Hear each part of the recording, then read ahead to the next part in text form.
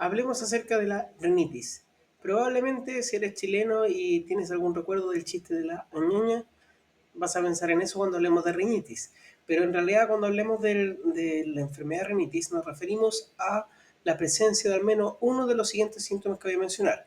Un estornudo, rinorrea, es decir, secreción nasal, sea por el frente o sea hacia atrás, congestión nasal o comezón en la nariz. Cualquiera de esos síntomas, sobre todo cuando están conjuntos, hacen la definición de rinitis. Y es que rinitis no significa otra cosa más que inflamación de la nariz. Todas las cosas que terminan en itis significa inflamación. Apendicitis, inflamación del apéndice. Pancreatitis, inflamación del páncreas. Rinitis, inflamación de la nariz. Rino significa nariz. Entonces, entendiendo eso, hay que explicar que hay más de un tipo de rinitis. La más común, la más conocida por lejos es la rinitis alérgica, pero no todas son alérgicas. De hecho, existe el concepto de rinitis no alérgica. Fácil, alérgica y no alérgica. Y aquella que pareciera no calzar en ninguna de las dos categorías con claridad o que parece tener una mezcla de ambas, se llama rinitis mixta. En la práctica hay distintos patrones de comportamiento de la rinitis. Hay una rinitis que es estacional, es decir, que ocurre en ciertos periodos. Por ejemplo, siempre me ocurre en la primavera. Y también hay un tipo de rinitis que es más bien perenne, es decir, que se mantiene en el tiempo. De otra manera de decirlo es que hay una intermitente y una que es persistente. Las que son estacionales, las que tienen relación con el clima o con un periodo de tiempo particular, generalmente guardan relación con alergenos ambientales, es decir, relacionados, por ejemplo, con el polen, con las malezas, con los pastos. Pero no siempre es así, porque pues, por ejemplo, a mí me tocó hace poco trabajar con un paciente que trabaja con caballos, y al trabajar con caballos está siempre expuesto a las malezas, al pasto, etc. Entonces, no siempre están así como estacional, ¿ya? Pero, en general, cuando es estacional, tiende a ser relacionada con alergenos ambientales. Y también es la misma que se relaciona generalmente con otros síntomas alérgicos, como por ejemplo asma o conjuntivitis alérgica. Por otro lado, los alergenos que son de más bien hogareños dentro de la casa, como por ejemplo por caspa de mascota o cosas así, tienden a ser más persistentes en el tiempo, como por ejemplo ácaros del polvo y caspas de animales que son más comunes en la rinitis de tipo perenne. La rinitis no alérgica, por otro lado, se caracteriza por la ausencia de comezón en el ojo, o la conjuntiva más bien, y comezón nasal. Se desarrolla tardíamente en cuanto a la edad, es una que se desarrolla más bien en la edad adulta. Y donde la congestión nasal es prominente, la sensitividad a la inmunoglobulina E no es tan relevante, es decir, los exámenes no revelan un gran compromiso de la inmunoglobulina, y además hay gatillantes que son diferentes. En general, en estos casos, por ejemplo, dentro de la categoría no alérgica también está la rinitis vasomotora y la rinitis gustativa, que son los subtipos de la rinitis no alérgica. Por supuesto, si en realidad cualquier tipo de rinitis que no tenga un componente claramente alérgico va a considerarse como no alérgica. Y también hay una rinitis que podríamos denominar como ocupacional.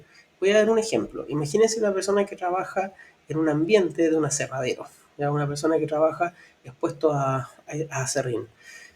Y a raíz del aserrín siempre le dan síntomas alérgicos solamente durante la jornada laboral y después vuelve a la casa y se le pasan. O por ejemplo, el ejemplo que yo di de esta persona que trabaja con caballos, después llega a la casa y se le pasa.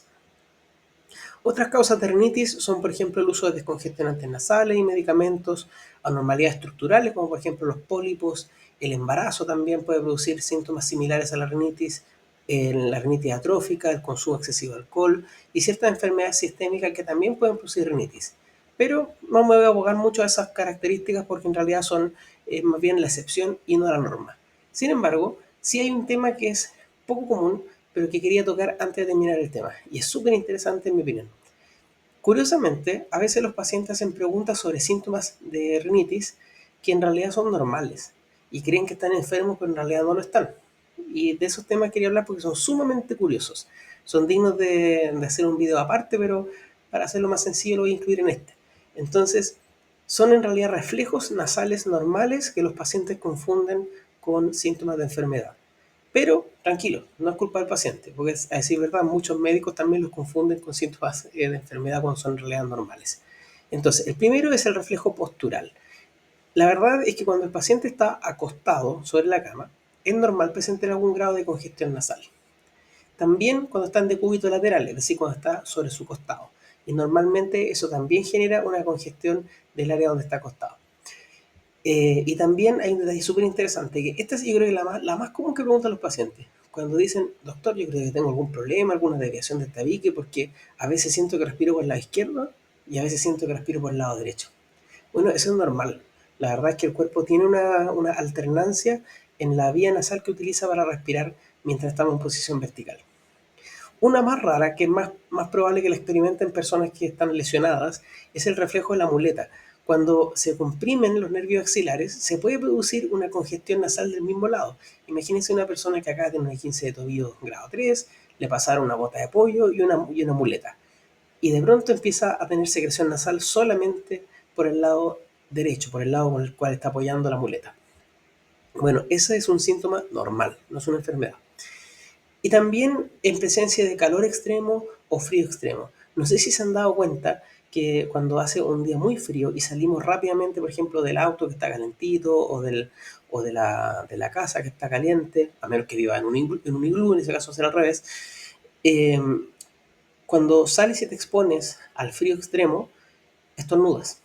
Y por eso también mucha gente confunde el resfrío como una enfermedad creada o gatillada por el frío, cuando en realidad no es así. Pero eso es tema para otro día. Entonces, tanto el frío extremo como el calor extremo pueden inducir en la práctica estornudos y eso se considera normal. También hay un reflejo donde se producen estornudos en presencia de luces muy intensas, sea del espectro visible o del espectro infrarrojo. Pueden gatillar estornudos, también es normal. El reflejo bronconasal, este es curioso, cuando se exponen al frío, aparte de estornudar, también pueden tener obstrucción bronquial. Y eso también es algo normal y se debe a la estimulación de la mucosa nasal. Y por último, y este yo creo que es el caso más raro, la rinitis ovulatoria. Las mujeres que están próximas a su ovulación o alrededor de la ovulación pueden presentar también rinitis en forma recurrente. Ahora, ¿en qué se va a notar esto? En que la paciente va a describir que cada vez que pasa cierto tiempo después de la regla o cuando está ovulando, nota que se le tapa la nariz. Y la verdad es que eso es normal. Entonces, es normal la rinitis, entre comillas, gatillada por cambios posturales, por muleta, por exposición a temperatura extrema, por exposición a luces, por exposición a frío extremo y también por la ovulación. Y bueno, espero que haya sido entretenido el tema y que le haya llamado la atención las curiosidades. Pero cuéntame sobre tu experiencia. ¿Te han diagnosticado rinitis alérgica? Si es así, ¿cómo la descubrieron? ¿Cuál fue el síntoma que te motivó a consultar?